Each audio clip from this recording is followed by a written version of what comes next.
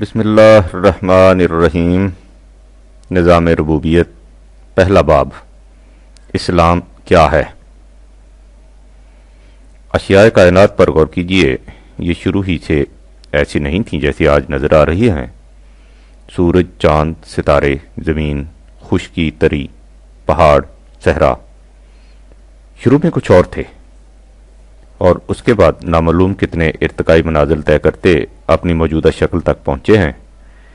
ان جامد اور غیر ذی حیات اشیاء سے آگے بڑھیے اور اس دنیا میں پہنچیے جہاں زندگی مشہود انداز میں سامنے آتی ہے۔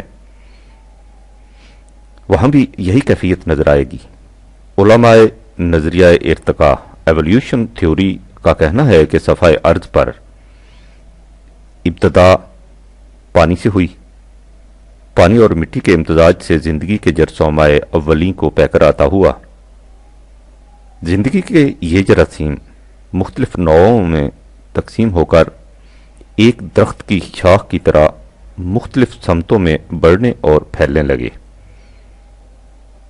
جراثیم حیات کے ان اولین پیکروں میں ہزارہا سال کے مراحل کے بعد مختلف تبدیلیاں واقع ہوتی رہیں۔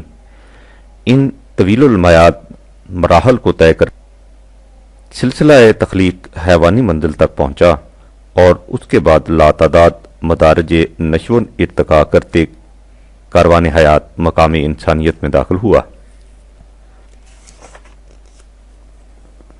سکوت شام سے تا نغمہ سحر گاہی، ہزار مرحلہ ہائے فغان نیم شبی، کشاکش زمو گرما تب و تراش و خراش، زخاک تیرا دروں تاب شیشہ حلبی، مقام بست و کشاد و فشار و سوز و کشید، میان قطرہ نیسان و آتش انبی، مغاں کے دانائے انگور آب می سازند، ستارہ می شکنند آفتاب می سازند۔ اقبال۔ کائنات کی ہر چیز کو اپنے نقطہ آغاز سے مقام تکمیل تک پہنچنے کے لیے ہزاروں کروٹیں بدلنی پڑتی ہیں، اور یہ مراحل اس قدر طویل المیعاد ہوتے ہیں کہ کہیں ہزار سال میں ایک ایک مرحلہ طے ہوتا ہے، اور کہیں 50 ہزار سال میں۔ یدبر الامر من السماء الی الارض ثم یعرج علیہ فی یوم کان مقدارہ الف سنۃ مما تعدون، ذالک عالم الغیب والشہادۃ العزیز الرحیم۔ 32/5-6۔ اللہ اپنے امر اسکیم کی ابتدا آسمان سے زمین کی طرف کرتا ہے، پھر وہ اسکیم اپنے تدریجی مراحل طے کرتی ہوئی اس کی طرف بلند ہوتی جاتی ہے۔ ایک ایک دن منزل میں جس کی مقدار تمہاری گنتی کے اعتبار سے ہزار سال ہوتی ہے، یہ سلسلہ نشو و ارتقاء اس خدا کی طرف سے جاری و ساری ہے جو ہر شے کی موجودہ حالت سے بھی واقف ہے، شہادتاً، اور اس مقام سے بھی جہاں اس نے آخر الامر پہنچنا ہے، اور جو ہنوز عام نگاہوں سے اوجل ہے، غیب، اس کا قانون تبدل و تحول بڑی قوتوں کا مالک ہے، العزیز، اور ہر شے کو وہ قالب پیٹرن عطا کرتا ہے جس میں وہ اس طرح نشو و نما پاتی ہے جس طرح بچہ رحم مادر میں پرورش پاتا ہے، الرحیم۔ بیج کو درخت، قطرے کو گوہر، اور خاک کے ذرے کو انسان بننے کے لیے ان تدریجی مراحل میں سے گزرنا پڑتا ہے، لیکن غور کیجئے کہ ان تدریجی مراحل میں ہوتا کیا ہے۔ اگر کسی بیج کو گھن کھا جائے تو اسے ہزار تدریجی مراحل میں سے گزاریے، وہ کبھی درخت نہیں بنے گا، یا ببول کے بیج کو لاکھ ارتقائی منازل طے کرائیے، اس درخت میں کبھی انگور نہیں لگ سکتے۔ اس کے معنی یہ ہیں کہ جس بیج میں درخت بننے، بالیدگی اور نشو و نما کی صلاحیت نہیں، وہ کبھی درخت نہیں بن سکتا۔ جس درخت میں پھل لانے کی صلاحیت نہیں، وہ کبھی بارآور نہیں ہو سکتا، اور جس شاخ میں جس قسم کا پھل لانے کی صلاحیت ہے، اس میں اسی قسم کا پھل لگے گا۔ اب سوچئے کہ سلسلہ ارتقاء یا نشو و نما کے تدریجی مراحل جن کا ذکر اوپر کیا گیا ہے کرتے کیا ہیں؟ فقط یہ کہ ان صلاحیتوں کو جو بیج کے اندر پوشیدہ ہوتی ہیں نشو و نما دے کر اس کی آخری شکل میں مشہود کر دیتے ہیں۔ لہذا سلسلہ ارتقاء کی تمام تگوتاز سے مقصود یہ ہے کہ اشیاء کائنات کی مضمر صلاحیتیں پوٹینشیلٹیز نشو و نما ڈیولپمنٹ پا کر اپنے نقطۂ تکمیل آخری منزل تک پہنچ جائیں۔ بالفاظ دیگر سلسلہ کائنات کی تمام ہنگامہ آرائیاں اشیاء کائنات کی مضمر صلاحیتوں کو مشہود کرنے کے لیے ہیں۔ عربی زبان میں اس پورے طریقے عمل پروسیس کے لیے ایک جامع لفظ ہے ربوبیت، یعنی کسی شے کا اپنے نقطۂ آغاز سے بتدریج آہستہ آہستہ نشو و نما پا کر نقطۂ تکمیل تک پہنچ جانا، اسی کو تربیت کہتے ہیں اور ایسا کرنے والے کو رب۔ لہذا اگر ہم سابقہ بحث کو ایک فکر میں سمٹانا چاہیں تو یوں کہا جائے گا کہ کائنات کی ساری تگ و تاز اور سعی و کاوش کا مقصود ہے ربوبیت۔ چونکہ قرآن کریم کی روح سے یہ سب کچھ قانون خداوندی کی روح سے ہو رہا ہے، اس لیے اللہ کا قانون ربوبیت عامہ تمام اشیاء کائنات کی ربوبیت کا کفیل ہے۔ رب العالمین کے یہی معنی ہے اور اسی کی وجہ سے وہ درخور ہزار حمد و ستائش ہے۔ الحمدللہ رب العالمین، یعنی مستحق ہزار حمد و ستائش ہے اللہ کا وہ قانون جو تمام اشیاء کائنات کی ربوبیت کا کفیل ہے۔ ربوبیت کے لیے ضروری ہے کہ اس نظام کی ہر حرکت ٹھوس تعمیری نتیجہ پیدا کرے۔ اس بات کا ثبوت کہ بیج کی ربوبیت شروع ہو گئی ہے صرف یہ ہے کہ بیج سے کونپل پھوٹ نکلے۔ کونپل ایک تعمیری کنسٹرکٹیو نتیجہ ہے جس سے اس امر کی شہادت بہم پہنچتی ہے کہ نظام ربوبیت نے اپنا عمل شروع کر دیا ہے۔ لیکن اگر بیج سے کونپل نہ پھوٹے تو اس کے معنی یہ ہے کہ اس عمل تخمریزی کا نتیجہ تعمیری کی بجائے تخریبی ڈسٹریکٹیو رہا، یعنی بیج کی ربوبیت شروع نہیں ہوئی اور اس طرح بیج کا درخت بننا تو ایک طرف خود بیج بھی ضائع ہو گیا۔ اسے قرآن کریم میں خبیثیت کی اصطلاح سے تعبیر کیا گیا ہے، اس کی ضد طیب۔ قرآن کریم کی زبان میں ٹھوس تعمیری نتائج کو حق کہتے ہیں اور تخریبی نتائج کو باطل، چونکہ نظام ربوبیت کا قیام و بقا اس محکم اصول پر ہے کہ اس میں ہر حرکت کا رخ تعمیری نتائج حق کی طرف ہوتا ہے۔ اس لیے قرآن کریم نے کہا ہے کہ کائنات کو بالحق پیدا کیا گیا ہے۔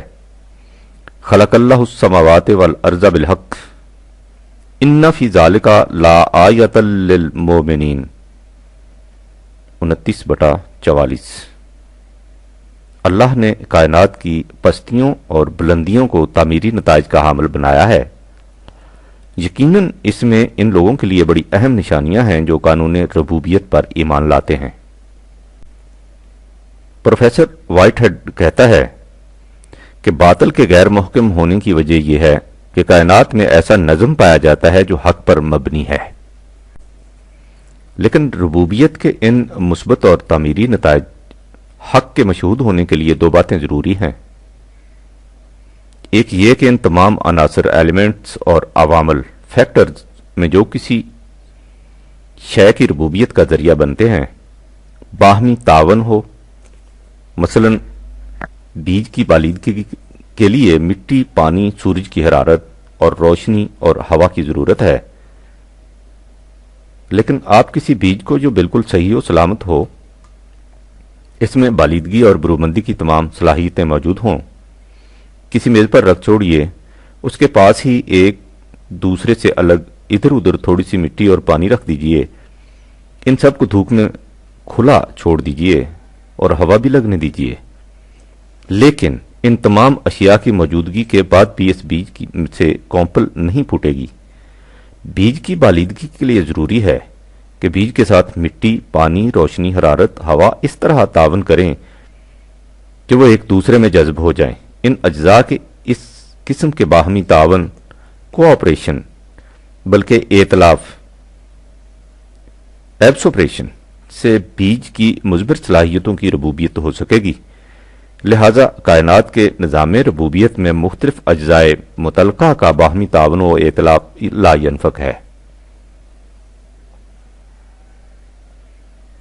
اس کے ساتھ ہی ایک اور چیز بھی نہایت ضروری ہے، بیج کو مٹی میں دبانے کے بعد بہت زیادہ پانی دے دیجئے یا تھوڑا سا پانی دے کر بہت زیادہ حرارت پہنچائیے۔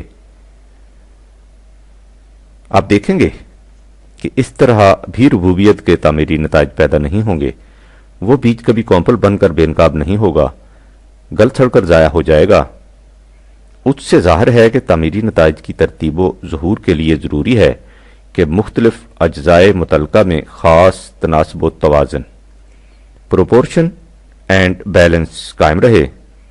جہاں یہ تناسب بگڑا، تعمیری کی جگہ تخریبی، مثبت کی جگہ منفی نتائج برآمد ہونا شروع ہو گئے اور سلسلہ ربوبیت رک گیا۔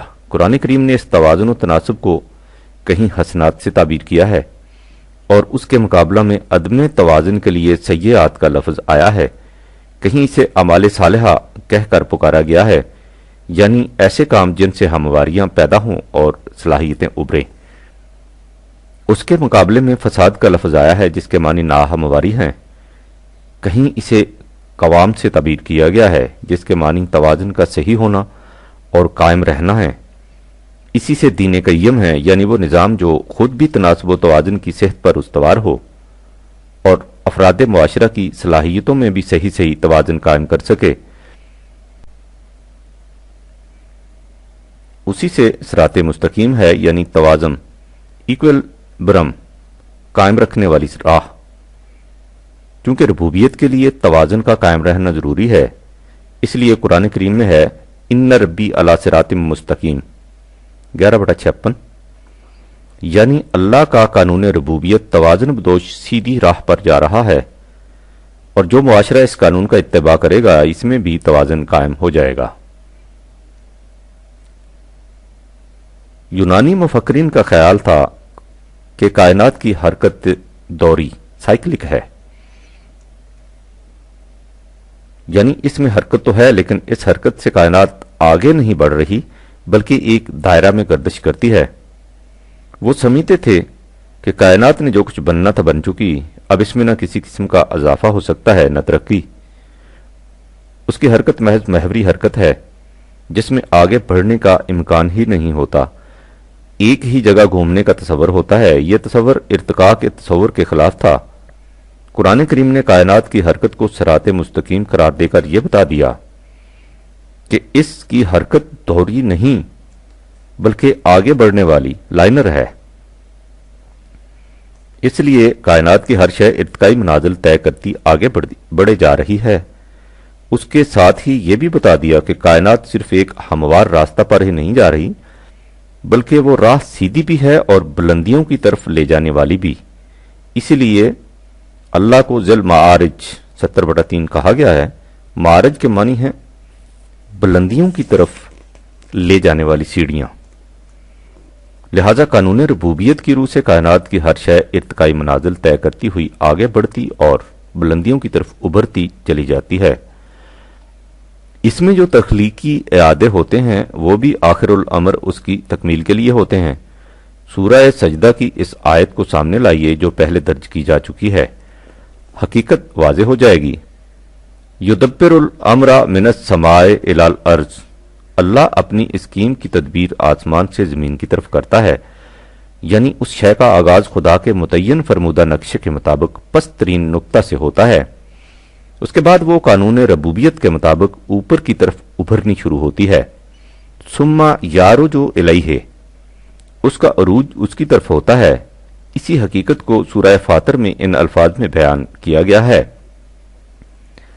علیہ یصعد الکلم الطیب، ہر خوشگوار نظریہ حیات قانون ربوبیت کے مطابق اس کی طرف بلند ہوتا چلا جاتا ہے۔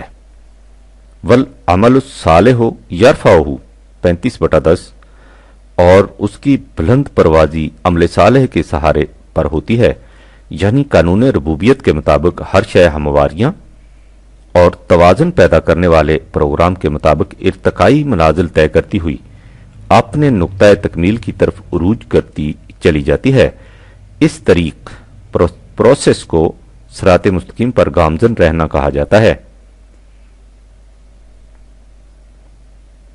یہ ظاہر ہے کہ جب کوئی چیز اپنے نقطۂ آغاز سے نقطۂ تکمیل تک پہنچے گی تو وہ نقطۂ تکمیل اس کے سفر زندگی کی منزل مقصود یا منتہا ڈیسٹینیشن کہلائے گا۔ لہذا قانون ربوبیت کی روح سے ہر شے کے لیے ایک منزل مقصود یا منتہا کا ہونا ضروری ہے، اور چونکہ جیسا کہ ہم اوپر لکھ چکے ہیں پوری کی پوری کائنات نظام ربوبیت کے تابع چل رہی ہے، اس لیے ساری کائنات کا ایک مقصد یا منتہا ہے۔ بالفاظ دیگر کائنات بلا مقصود و منتہا پیدا نہیں کی گئی۔ یہ حقیقت کہ کائنات بلا مقصد پیدا نہیں کی گئی بلکہ یہ ایک بلند مقصد کی طرف بڑھے جا رہی ہے، دور حاضر کے مفکرین کے نزدیک بھی ایک مسلمہ کی حیثیت اختیار کر چکی ہے۔ مثلا لیزلے پاول لکھتا ہے، یہ بات بڑی غیر معقول دکھائی دیتی ہے کہ ایک طرف تو یہ تسلیم کر لیا جائے کہ زندگی ڈائنامک ہے اور ایک خاص سمت میں حرکت کر رہی ہے تاکہ وہ باقی رہے اور آگے بڑھے، اس کے ساتھ ہی یہ کہا جائے کہ زندگی کے پیش نظر کوئی مقصد نہیں، اگر مقصد نہیں تو پھر زندگی کی حرکت کا کوئی تصور ہی باقی نہیں رہتا۔ اور مانچسٹر یونیورسٹی کا اٹانومی کا پروفیسر ایف ڈبلیو جونز رقم تراز ہے کہ اسے تسلیم کرنا پڑے گا کہ تمام ذی حیات اشیاء اور غیر ذی حیات اشیاء گرچہ کہ پوری کی پوری کائنات با مقصد پیدا کی گئی ہے، تاریخ کے جس دور میں سے ہم گزر رہے ہیں اس میں یہ احساس اور بھی شدید ہو گیا ہے کہ کائنات کا یہ تمام عظیم القدر سلسلہ ایک مقصد کا ثبوت پیش کر رہا ہے۔ قرآن کریم نے ایک طرف تو مثبت انداز میں یہ کہا کہ کائنات بالمقصد پیدا کی گئی ہے، اور اس کے ساتھ ہی دوسری طرف منفی انداز میں یہ کہا کہ اسے یوں ہی بطور لہو و لعب پیدا نہیں کیا گیا، جو چیز حرکت تو کرے لیکن کسی منزل مقصود کی طرف نہ بڑھے، جیسے گرداب میں پھنسی ہوئی لکڑی۔ عربی میں اس کے اس انداز کو لعب کہتے ہیں کیونکہ کائنات بلا مقصود و منتہا پیدا نہیں کی گئی، اس لیے قرآن کریم میں ہے کہ وَمَا خَلَقْنَا السَّمَاوَاتِ وَالْأَرْضَ وَمَا بَيْنَهُمَا لَاعِبِينَ وَمَا خَلَقْنَاهُمَا إِلَّا بِالْحَقِّ وَلَكِنَّ أَكْثَرَهُمْ لَا يَعْلَمُونَ 44/38-39۔ اور ہم نے کائنات کی پستیوں اور بلندیوں کو جو کچھ ان کے درمیان ہے، یعنی پوری کی پوری کائنات کو بلا مقصد و منزل لائبین نہیں پیدا کیا، کائنات کو بالحق یعنی تعمیری نتائج کے ساتھ ایک منزل تک پہنچنے کے لیے پیدا کیا گیا ہے، لیکن اکثر لوگ اس حقیقت کا علم نہیں رکھتے اور بلا علم و دلیل سمجھتے ہیں کہ کائنات یوں ہی بلا مقصد منزل ظہور میں آ گئی ہے۔ سابقہ تصریحات سے یہ حقیقت ہمارے سامنے آ گئی کہ قرآن کریم کی روح سے کائنات کی ہر شے اپنے اندر کچھ صلاحیتیں رکھتی ہے۔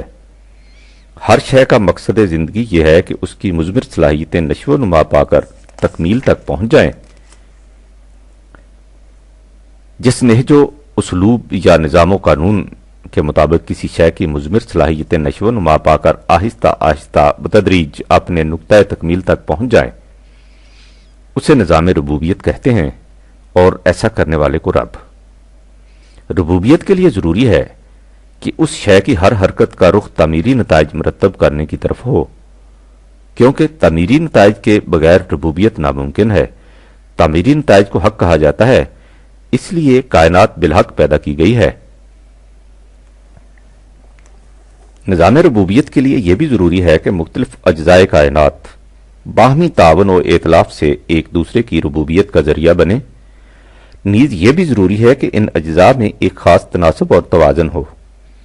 ان اجزاء کے الگ الگ رہنے، انفرادی زندگی بسر کرنے یا ان کا توازن بگڑ جانے سے ربوبیت نہیں ہو سکتی۔ وہ توازن بدوش راہ پر چل کر اشیاء کائنات ربوبیت کی منازل طے کرتی ہیں، صراط مستقیم کہلاتی ہیں، اور جس طریقہ کار سے انہیں ربوبیت حاصل ہوتی ہے، اسے حسن عمل یا عمل صالح کہا جاتا ہے۔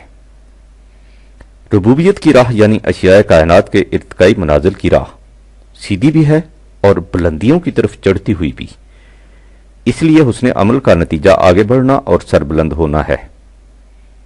ربوبیت میں ہر شے کے لیے ایک نقطہ تکمیل کا ہونا ضروری ہے، یعنی وہ منزل جس میں پہنچ کر اس چیز کی تمام مضمر صلاحیتوں کی کامل نشو و نما ہو جائے۔ یہی اس شے کا مقصود و منتہا ہوگا، چونکہ ساری کائنات نظام ربوبیت کے تابع سرگرم عمل ہے، اس لیے کائنات بلا مقصد و منزل نہیں پیدا کی گئی، اس کی ایک منزل ہے اور ایک منتہا۔ ہم نے یہ دیکھ لیا کہ کائنات کی صحیح و عمل اور تگ و تاز کا مقصود یہ ہے کہ اشیاء کائنات کی مضمر صلاحیتوں کی نشو و نما ہوتی جائے، تاکہ یہ چیزیں اس طرح اپنے ارتقائی منازل طے کرتی ہوئی اپنے نقطہ تکمیل تک پہنچ جائیں۔ کائنات کی ہر شے اسی تگ و تاز میں سرگرم عمل دکھائی دیتی ہے۔ یہ ہمارا مشاہدہ ہے اور سائنس کے اکتشافات اس کی شہادت پہ ہم پہنچاتے ہیں۔ یہاں یہ سوال پیدا ہوتا ہے کہ اپنی منزل تک پہنچنے کے لیے ان چیزوں کی رہنمائی کون کرتا ہے؟ وہ کس ذریعے سے پہچانتی ہیں کہ ان کی منزل کا رخ کس طرف ہے اور اس کے حصول کے لیے انہیں کیا کرنا چاہیے؟ اس سوال کے جواب کے لیے آپ بڑی بڑی چیزوں، اجرام سماوی وغیرہ کو چھوڑیے اور اپنے گرد و پیش کی چھوٹی چھوٹی چیزوں پر غور کیجیے، بات ابھر کر سامنے آ جائے گی۔ آپ کسی مرغی کے نیچے بت اور مرغی کے ملے جلے انڈے سینے کے لیے رکھ دیجیے۔ جب وقت معینہ پر انڈوں سے بچے نکلیں گے تو آپ دیکھیں گے کہ انڈے کا خول توڑتے ہی بت کا بچہ پانی کی طرف لپکے گا، لیکن مرغی کا چوزا خشکی پر رہے گا۔ یہ زمین سے دانہ دن کا چننے لگ جائے گا اور اپنا سامان پرورش پانی سے تلاش کرے گا۔ بلی کا بچہ پیدا ہوتے ہی ماں کے تھنوں کی طرف جائے گا، بکری کے سامنے ڈھیروں گوشت رکھا رہے وہ اس کی طرف آنکھ اٹھا کر بھی نہ دیکھے گی۔ اس کے برعکس شیر بھوکوں مر جائے گا لیکن گھاس کا ایک تنکا بھی نہیں چبائے گا۔ مرغی کا چوزا چیل کی پرچھائی سے سہم کر ماں کے پروں کے نیچے چھپ جائے گا اور بلی کا بچہ اچھل کر چوہیا دبوچنے کی کوشش کرے گا۔ آپ غور کیجئے کہ وہ کون ہے جو ان پرندوں اور جانوروں کی رہنمائی ان کے سامانوں انداز ربوبیت پرورش کی طرف کرتا ہے؟ انہیں اس کی تعلیم کون دیتا ہے؟ آپ اس کا ایک ہی جواب دیں گے، یہ سب کچھ ان کی فطرت میں داخل ہے۔ سائنس کی دنیا میں اس کا نام جبلت ہے۔ ان پرندوں اور جانوروں سے یہ کام از خود جبلی طور پر سرزد ہوتے ہیں۔ حیوانات سے ہٹ کر آپ دوسری چیزوں کو دیکھیے، پانی جب تک سیال ہے نشیب کی طرف بہتا ہے، ایک خاص درجہ برودت پر پہنچ کر منجمد ہو جاتا ہے اور ایک خاص درجہ حرارت پر بھاپ بن کر اڑنے لگتا ہے۔ آگ ہمیشہ حرارت پہنچاتی ہے، آم کی گٹلی سے ہمیشہ آم ہی پیدا ہوتا ہے۔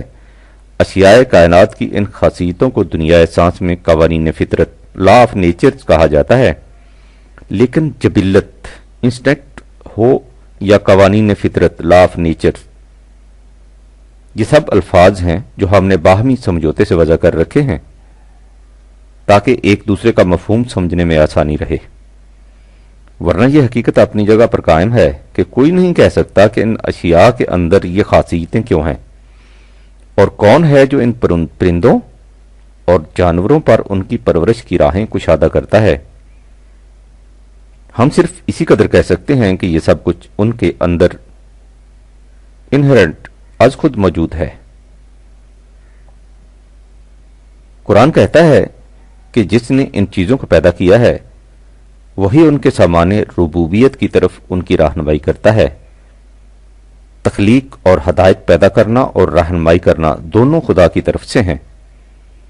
ربنا الذی آتی کل شیء خلقہ ثم ہدیٰ 20/50۔ خدا وہ ہے جو ہر شے کو اس کی خلقت عطا کرتا ہے اور اس کے بعد اس کی رہنمائی کرتا ہے۔ دوسری جگہ ہے الذی خلق فسویٰ والذی قدر فہدیٰ 87/2-3۔ وہ خدا جس نے ہر شے کو پیدا کیا اور اسے ہر طرح کی موزونیت عطا کر دی، پھر اس کی مضمر صلاحیتوں کے پیمانے مقرر کر دیے کہ وہ کس حد تک برومند ہو سکتی ہیں، اور پھر ان کی ربوبیت کی رہنمائی کر دی۔ نظریہ فجائی ارتقاء ایمرجنٹ ایولیوشن کا معید بلکہ ایک معنی میں موجد پروفیسر لائیڈ مارگن لکھتا ہے کہ میرا عقیدہ ہے کہ جانداروں میں ارتقاء نفس خدا کے عمل تخلیق اور ہدایت کا رہین منت ہے۔ خدا کی یہ رہنمائی ہدایت مختلف اشیاء کائنات میں کس طرح کار فرما ہے، قرآن کریم نے اسے وحی کی اصطلاح سے تعبیر کیا ہے۔ وحی کے معنی ہے نہایت خفیف لیکن بہت تیز اشارہ۔ قرآن کریم ہے کہ خدا کی یہ رہنمائی وحی تمام کائنات میں کار فرما ہے۔ وَأَوْحَىٰ فِي كُلِّ سَمَاءٍ أَمْرَهَا 41/12، اور خدا نے ہر ایک آسمان سما بلندی میں اپنے امر تدبیر کو وحی کر دیا۔ عرض کے متعلق ہے بِأَنَّ رَبَّكَ أَوْحَىٰ لَهَا 99/5۔ یہ اس لیے کہ تیرے رب نے اسے ایسا کرنے کی وحی کر رکھی ہے۔ اسی طرح شہد کی مکھی کے متعلق ہے کہ وَأَوْحَىٰ رَبُّكَ إِلَى النَّحْلِ أَنِ اتَّخِذِي مِنَ الْجِبَالِ بُيُوتًا وَمِنَ الشَّجَرِ وَمِمَّا يَعْرِشُونَ ثُمَّ كُلِي مِنْ كُلِّ الثَّمَرَاتِ فَاسْلُكِي سُبُلَ رَبِّكَ ذُلُلًا يَخْرُجُ مِنْ بُطُونِهَا شِرَابٌ مُخْتَلِفٌ أَلْوَانُهُ فِيهِ شِفَاءٌ لِلنَّاسِ إِنَّ فِي ذَلِكَ لَآيَةً لِقَوْمٍ يَتَفَكَّرُونَ 16/68 تا 69۔ اور دیکھو تمہارے رب نے شہد کی مکھی کی طرف وحی کر دی کہ پہاڑوں میں درختوں پر اور ان ٹٹیوں پر جو اس غرض سے بلندی پر بنائی جاتی ہیں اپنا چھتا بنائے، پھر ہر طرح کے پھولوں سے رس چوستی پھرے اور اپنے رب کے قانون کے مطابق پوری فرمانبرداری کے ساتھ مصروف عمل ہو جائے۔ اس عمل کا نتیجہ یہ ہے کہ اس کے پیٹ سے مختلف اقسام کا رس نکلتا ہے جس میں انسان کے لیے شفا ہے۔ بلا شبہ ان قوائف میں ان لوگوں کے لیے جو غور و فکر کرتے ہیں دلیل راہ ہے۔ ان آیات میں وحی خدا کی رہنمائی خدا کی رہنمائی کی صفت کے علاوہ ایک اور اہم حقیقت بھی سامنے آ گئی۔ کائنات کی ہر شے اس قانون ہدایت کے مطابق جو اس کے لیے تجویز کر دیا گیا ہے نہایت حزم و احتیاط اور کمال مستعدی اور فرما پذیری کے ساتھ مصروف عمل ہے۔ آسمان کے عظیم الجثہ اور محیب کرے، چاند، سورج، ستارے، زمین اور اس کے آسماں بوس پہاڑ، تلاطم انگیز سمندر اور دریا، دوسری طرف چھوٹے سے چھوٹے زندگی کے خلیات لائف سیلز، اور فضا میں پھیلے ہوئے غیر مرئی جراثیم، گرجے کے ہر شے اپنے اپنے قانون ربوبیت کی فرمانبرداری میں منہمک ہے۔ کسی کو اس سے یارائے سرکشی نہیں، مجال انکار نہیں۔ اگر سورج اپنی رفتار میں سیکنڈ کے 1000ویں حصے کے برابر بھی کمی بیشی کر دے، اگر زمین اپنے راستے سے 1 انچ کے کروڑویں حصے کے برابر بھی ہٹ جائے، اگر پانی ایک ثانیہ کے لیے بھی اپنی فطرت بدل لے، اگر ہوا ایک لمحہ کے لیے بھی اپنا رخ آپ متعین کر لے، تو کائنات کی یہ تمام محیر العقول کارگاہ نظم و ضبط فضا کی پہنائیوں میں بھگ سے اڑ جائے۔ یہ تمام نظم و ضبط صرف اس لیے قائم ہے کہ کائنات کی ہر شے قوانین خداوندی کے سامنے سربسجود ہے۔ وَلِلَّهِ يَسْجُدُ مَن فِي السَّمَاوَاتِ وَالْأَرْضِ 13/15۔ کائنات کی پستیوں اور بلندیوں میں جو کچھ ہے سب خدا کے قانون کے سامنے سجدہ ریز ہے۔ ہر شے اس کے قانون کی زنجیروں میں جکڑی ہوئی ہے اور اپنے اپنے فرائض مفروضہ کی سر انجام دہی میں سرگرم عمل ہے۔ سبح للہ ما فی السماوات والارض 57/1۔ کائنات کی ہر شے قوانین خداوندی کے مطابق اپنے فرائض کی تکمیل میں سرگرم عمل ہے۔ ہر شے اپنی تمام قوتوں کو ان مقاصد کے حصول کے لیے صرف کرتی ہے جو اس کے لیے متعین کر دیے گئے ہیں۔ کل اللہ قانتون۔ قانون خداوندی کی اس طرح اطاعت کا نام اسلام ہے۔ سورہ آل عمران میں ہے وَلَهُ أَسْلَمَ مَنْ فِي السَّمَاوَاتِ وَالْأَرْضِ طَوْعًا وَكَرْهًا وَإِلَيْهِ يُرْجَعُونَ 3/72۔ کائنات کے ہر شے اس کے قانون کے سامنے سر تسلیم خم کیے ہوئے ہے، طوعاً و کرہن، اور ان اشیاء کی تمام حرکتیں اسی محور کے گرد گردش کرتی ہیں۔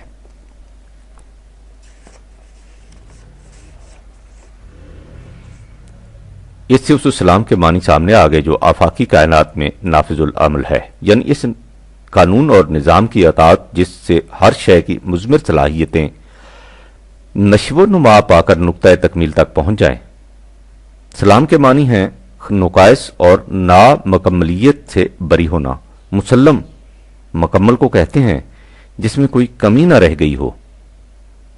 استلم الزرع کے معنی ہے کھیتی کا اس حد تک نشو و نما پا جانا کہ اس میں بال آ جائیں۔ اس سے نشو و نما کی تکمیل کا مقصد سامنے آ جاتا ہے۔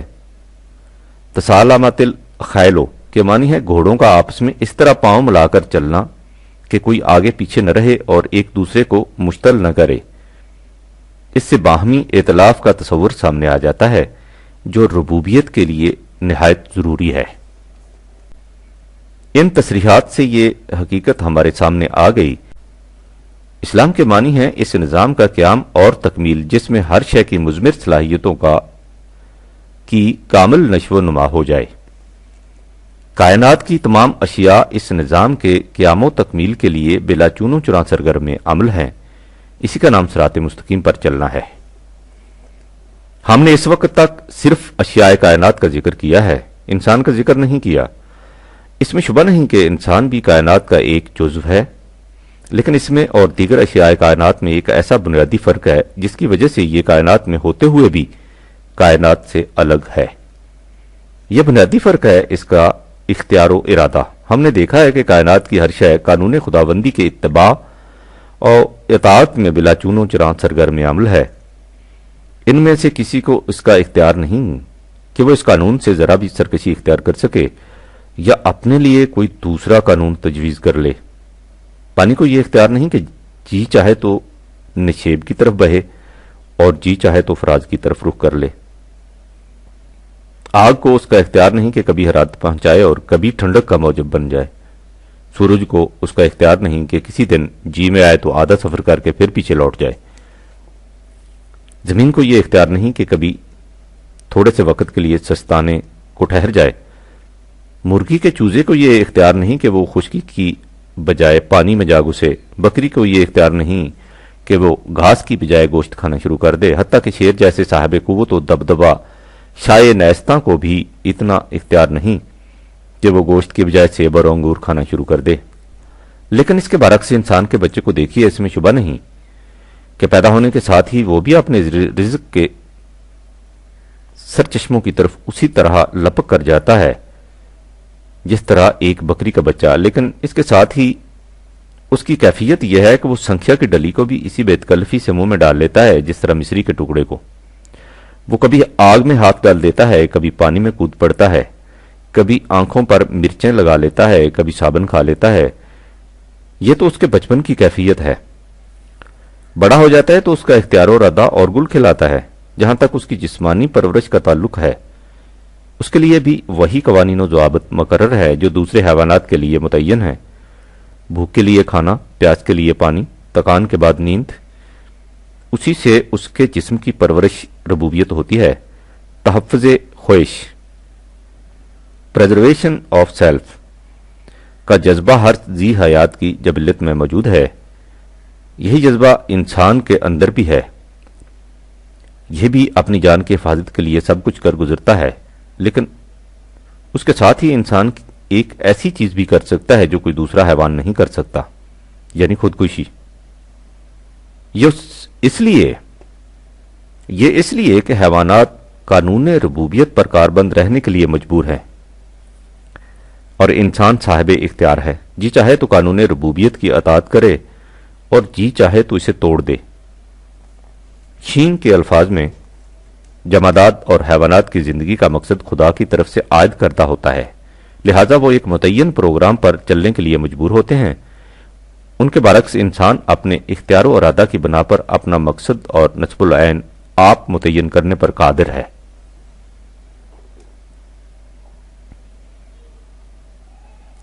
اس کا یہی اختیار ہے جس نے اس مسئلہ کو، جو باقی کائنات میں کوئی مسئلہ ہی نہیں، اس کے لیے مشکل ترین بنا دیا ہے۔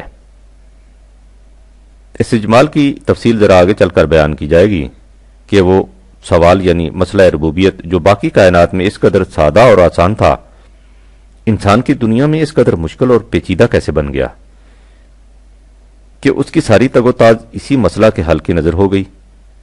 اس وقت صرف اتنا دیکھیے کہ جس مسئلہ کو منہاج پر دیگر کائنات کا کاروبار ربوبیت چل رہا ہے، انسان کی دنیا میں پہنچ کر وہ مسلک و منہاج بالکل بدل جاتا ہے۔ باقی کائنات میں ہر شے کے اندر وہ قانون از خود موجود ہے جس کی روح سے اس کی مثبت صلاحیتوں کی نشو و نما ہو سکتی ہے، اور ہر شے اس قانون کی اطاعت پر مجبور ہے۔ اس کے برعکس انسان کا قانون ربوبیت یعنی وہ قانون جس کی روح سے اس کی مثمر صلاحیتوں کی نشو و نما ہوگی، نہ تو خود اس کے اندر موجود ہے اور نہ ہی یہ اس کی اطاعت پر مجبور پیدا کیا گیا ہے۔ اب یہ سوال پیدا ہوتا ہے کہ جب ہر شے کی ہدایت رہنمائی کا ذمہ خود خدا نے لیا تھا، باقی اشیاء کائنات میں یہ رہنمائی چیزوں کے اندر رکھ دی گئی اور انسان کے اندر یہ ہدایت نہیں رکھی گئی، تو پھر انسان کو ہدایت کیسے ملے گی؟ انسان کو یہ ہدایت رہنمائی بھی خدا ہی کی طرف سے ملے گی، لیکن اس کا طریق مختلف ہوگا۔ باقی اشیاء کائنات کی صورت میں ہدایت کی وہی ہر شے کے اندر از خود رکھتی گئی ہے، لیکن انسان کی صورت میں یہ وہی خدا کے فرستادہ بندوں کی وساطت سے ملتی ہے جنہیں رسول کہا جاتا ہے۔ یہی وہ ہدایت ہے جس کے متعلق اولاد آدم نوع انسان سے کہا گیا کہ فَإِمَّا يَأْتِيَنَّكُم مِّنِّي هُدًى فَمَن تَبِعَ هُدَايَ فَلَا خَوْفٌ عَلَيْهِمْ وَلَا هُمْ يَحْزَنُونَ 2/38۔ یاد رکھو، ہماری طرف سے تمہارے پاس ہدایت آئے گی، سو جو لوگ اس ہدایت کا اتباع کریں گے انہیں نہ خوف ہوگا نہ حزن۔ دوسری جگہ ہے اما یاتینکم رسل منکم یقصون علیکم آیاتی فمن اتقی واصلح فلا خوف علیہم ولا ہم یحزنون۔ جب ایسا ہوگا کہ تمہارے پاس تم میں سے پیغمبر آئیں گے جو ہمارے پیغامات تم تک پہنچائیں گے، سو جو لوگ اس ہدایت کی نگہداشت کریں گے اور صلاحیت بخش روش اختیار کریں گے تو انہیں نہ خوف ہوگا نہ حزن۔ لہذا باقی کائنات اور انسان میں پہلا فرق یہ ہے کہ دیگر اشیاء کائنات کی صورت میں ہدایت خداوندی وہی ہر شے کے اندر ودیت کر کے رکھ دی گئی ہے، لیکن انسان کی صورت میں یہ ہدایت وہی انہی میں سے منتخب کردہ پیغمبروں کی وساطت سے ملتی ہے۔ وَهَدَيْنَاهُ النَّجْدَيْنِ 90/10۔ ہم نے انسان کو دونوں راستے دکھا دیے ہیں۔ دوسری جگہ ہے اِنَّا هَدَيْنَاهُ السَّبِيلَ إِمَّا شَاكِرًا وَإِمَّا كُفُورًا 76/3۔ ہم نے صحیح راستہ دکھا دیا ہے، اب چاہے وہ اس راہ کو اختیار کرے اور چاہے اس سے انکار کر دے۔ قانون ربوبیت عطا کرنے والے خدا کی طرف سے انسان کو تعمیری نتائج پیدا کرنے والا نظام دے دیا گیا ہے، اس کے بعد اس پر کوئی زبردستی نہیں کی گئی۔ اگر اس کا جی چاہے تو اس نظام کو اپنی زندگی کا نصب العین بنا لے اور چاہے تو اسے چھوڑ کر دوسرا نظام اختیار کر لے۔ وَقُلِ الْحَقُّ مِن رَبِّكُمْ فَمَن شَاءَ فَلْيُؤْمِن وَمَن شَاءَ فَلْيَكْفُرْ 18/29۔ ان سے کہہ دو کہ ربوبیت کا قانون دینے والے کی طرف سے تعمیری نتائج کا ضامن نظام حیات الحق آ چکا ہے، اب جس کا جی چاہے اسے اپنی زندگی کا نصب العین بنا لے اور جس کا جی چاہے اس سے انکار کر دے۔ یہ ہے دوسرا فرق انسان اور دیگر اشیاء کائنات میں۔ تصریحات بالا سے یہ حقیقت ہمارے سامنے آ گئی کہ جہاں تک مقصود و منتہا کا تعلق ہے، انسان اور دیگر اشیاء کائنات کے لیے ایک ہی نصب العین متعین کیا گیا ہے، یعنی ہر شے اور انسانوں کی دنیا میں ہر فرد انسانیہ کی مضمر صلاحیتوں کی مکمل نشو و نما، اسے ربوبیت کہتے ہیں۔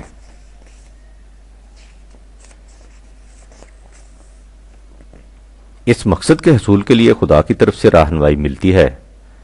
اشیاء کائنات میں یہ رہنمائی از خود موجود ہوتی ہے اور انسانوں کو خارجی طریق اللہ کے رسولوں کی وساطت سے ملتی ہے۔ اس ہدایت کے مطابق ربوبیت کی تکمیل کا نام اسلام ہے، اور دیگر اشیاء کائنات اسلام کو از خود مجبوراً اختیار کیے ہوئے ہیں، لیکن انسان کو یہ مسلک نظام ربوبیت اپنے اختیار و ارادہ سے اختیار کرنا ہوگا۔ بس یہ فرق ہے انسان اور دیگر کائنات میں، یعنی دونوں کے سامنے نصب العین ایک ہے اور اس نصب العین کے حصول کا ذریعہ بھی ایک، لیکن اشیاء کائنات اس ذریعہ کو مجبوراً اختیار کیے ہوئے ہیں اور انسان کو کھلا چھوڑ دیا گیا ہے کہ وہ اس نظام کو اپنی مرضی سے اختیار کرے۔ سورہ آل عمران میں اس حقیقت کو نہایت واضح انداز میں بیان کیا گیا ہے، جب کہا کہ افغیر دین اللہ یبغون ولہ اسلم من فی السماوات والارض طوعا وکرہا وإلیہ یرجعون 3/73۔ کیا یہ لوگ چاہتے ہیں کہ اس نظام کے سوا جو خدا نے مقرر کیا ہے کوئی دوسرا نظام اختیار کر لیں؟ حالانکہ یہ حقیقت ان کے سامنے بے نقاب ہے کہ کائنات کی پستیوں اور بلندیوں کی ہر شے اسی نظام کو طوعاً و کرہاً اختیار کیے ہوئے ہے اور ان کی حرکت اسی محور کے گرد گردش کرتی ہے، یعنی ساری کائنات اس مسلک اور نظام دین کو اختیار کیے ہوئے ہے جو اسے ربوبیت کے حصول کے لیے دیا گیا ہے۔ انسان بھی اسی کائنات کا ایک جزو ہے، اس لیے ظاہر ہے کہ اسے بھی وہی نظام اختیار کرنا چاہیے۔ یہ بات بالکل واضح اور بصیرت پر مبنی ہے، اس لیے عقل و دانش کا یہی تقاضا ہونا چاہیے۔ یہ نظام وہ ہے جو حضرات انبیاء کرام علیہ الصلوۃ والسلام کی وساطت سے نوع انسانی کو دیا جاتا رہا، اس لیے ہر صاحب فہم و بصیرت انسان کو یہی نظام اختیار کرنا چاہیے۔ قل آمنا بالله وما أنزل علينا وما أنزل على إبراهيم وإسماعيل وإسحاق ويعقوب والأسباط وما أوتي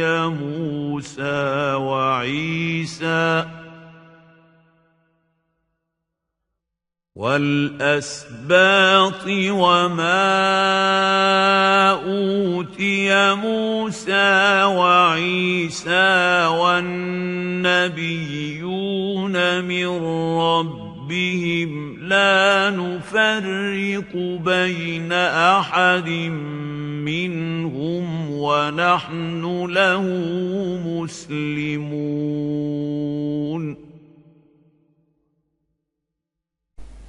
ان سے کہہ دو کہ ہم اسی نظام کو اپنا نصب العین بناتے ہیں جو ہماری ربوبیت کے ضامن میں خدا کی طرف سے ہمیں ملا ہے، اور جو اس سے پہلے ابراہیم، اسماعیل، اسحاق، یعقوب اور ان کی اولاد پر نازل کیا گیا علیہ الصلوۃ والسلام، اور جو موسیٰ، عیسیٰ اور دیگر انبیاء علیہ الصلوۃ والسلام کی وساطت سے انسانوں کو ملا۔